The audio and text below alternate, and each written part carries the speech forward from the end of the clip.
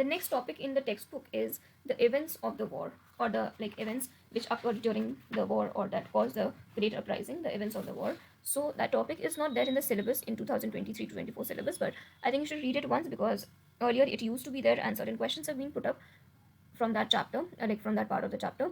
And the important names what happened at Jhansi and the Queen of Jhansi, who started the revolt at Lucknow, and who was proclaimed the emperor and everything. All these questions are important and they are given in that part of the chapter. So I think you should at least read it once. It's not there in the syllabus, so I am not reading it out in the video. But just for your knowledge, you should read that. Now coming to the next topic of the chapter, the causes of a failure. By the end of 1858, the war was over. One by one, all our leaders and able commanders passed away. There were many causes responsible for our failure. The first one was the lack of coordination among the leaders. As we have already mentioned, the action was supposed to begin on 31st of May 1857, but the May 10th incidents at Meerut disturbed the whole plan.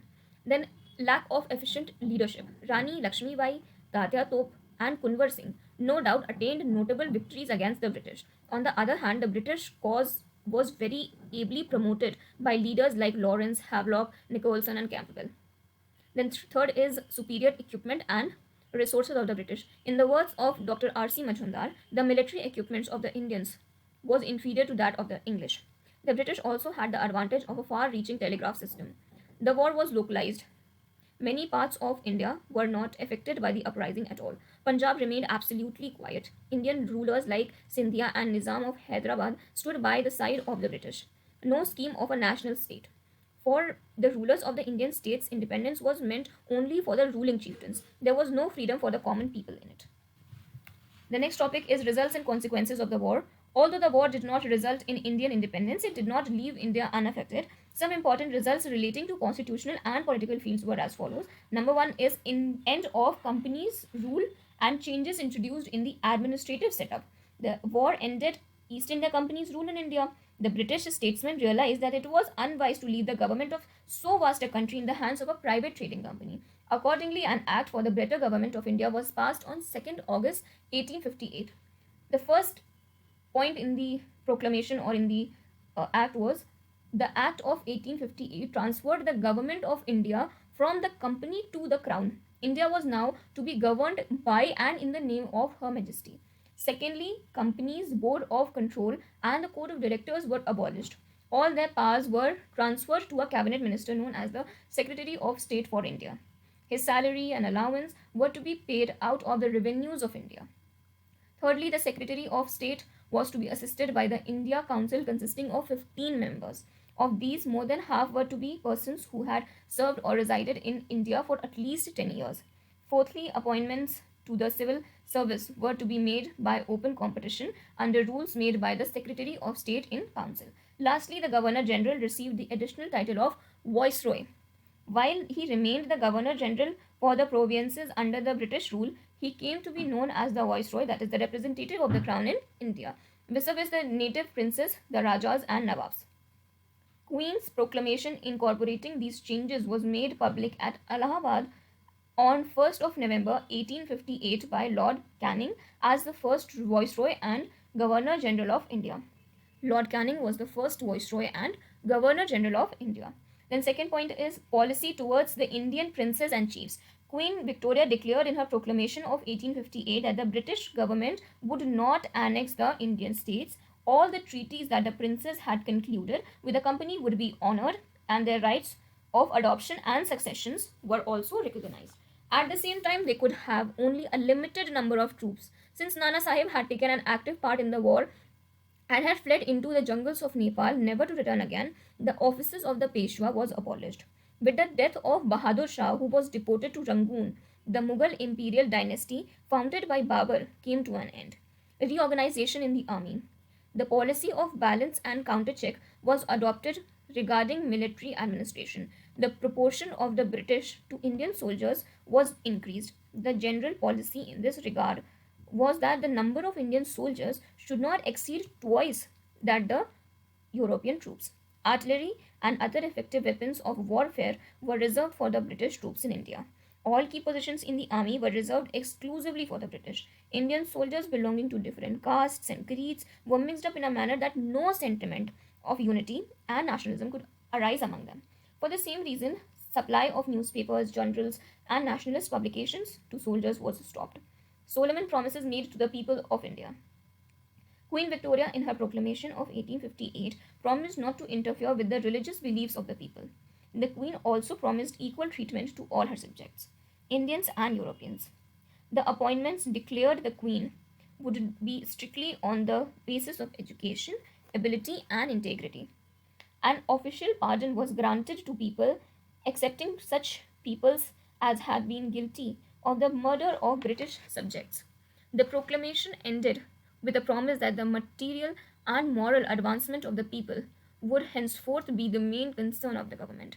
The Secretary of State was required to lay before both houses of British Parliament every year an account of moral and material progress of India. These Solomon promises, however, were not fulfilled. These Solomon promises, however, were not fulfilled. Then conservative elements gained ground. Queen Victoria had promised that her government would no longer interfere with the social and religious beliefs of the people. Indians welcomed this move, but it had its drawbacks too. During the pre war period, a number of measures had been taken to reform society. For example, 1829, Lord William Bentinck issued a regulation declaring sati illegal. The Hindu Widow Remarriage Act of 1856 provided that any widow might marry again with the usual ceremonies. Not wishing to displease people, government now avoided reformist policies. As a result, social progress was impeded and the conservative elements gained ground. Then, policy of divide and rule. The British policy was to pacify the chiefs and princes of the native states. They were being converted into loyal supporters of British Raj. This was done to create a war of separation between the princes and the ordinary masses of the land. Further, the strength of the uprising lay in Hindu Muslim unity. The principal leaders like Nana Sahib, Tatya Top, and others recognized Bahadur Shah Zafar, a Muslim, as their emperor. Both Hindus and Muslims had combined against the hated foreigner. The British viewed this development with alarm. Therefore, they tried to create misunderstanding between the Muslims and the Hindus. Then, soon after the war, the British turned against the Muslims. At a later stage, however, with growing nationalism of the Hindus, made them unfriendly in the eyes of the British. The Muslims were taken back into confidence. The consequence of the policy of divide and rule was that the princes turned against their own people and a rift started between the Hindus and the Muslims. Then, economic exploitation. India now became the field of economic exploitation, not of a single trading concern, that is the East India Company, but of the entire British people. The number of Englishmen in India, both private individuals and members of services, increased. The salary and allowance of the Secretary of State, civil servants, military officers were a large drain on the country's resources. India became a dumping ground for goods manufactured in England. Then there was a rapid rise in the indebtedness of the peasants under the British rule. The indigo peasants of Bihar revolted on a large scale in 1866 to 1868. The British invested their surplus capital in India in railways, coal mines, jute mills, shipping, etc. The Indians had to pay heavy interest and dividends on the capital invested in India. The British fought the Bhutan War in 1863, the Burma, that is Myanmar now, war in 1885, and a war with Afghanistan in 1878, whose cost, both in men and money, Indians had to bear. Then rise of nationalism in India, sorry. The British army was guilty of the most inhuman atrocities. In the words of Jawaharlal Nehru, they spread terror everywhere. Vast numbers were shot down in cold blood. Large numbers were shot to pieces from the mouth of cannon. Thousands were hanged from the wayside trees. Such barbarous scenes were never forgotten by the people of India. Popular songs in praise of Tatya Tope, the Rani of Jhansi, and others kept alive the memory of the heroic deeds. The Rani of Jhansi became India's Joan of Arc, whose very name revived the spirit of patriotism. The war became a symbol of challenge to the mighty British power in India. It inspired Indians in their struggle against the British Raj.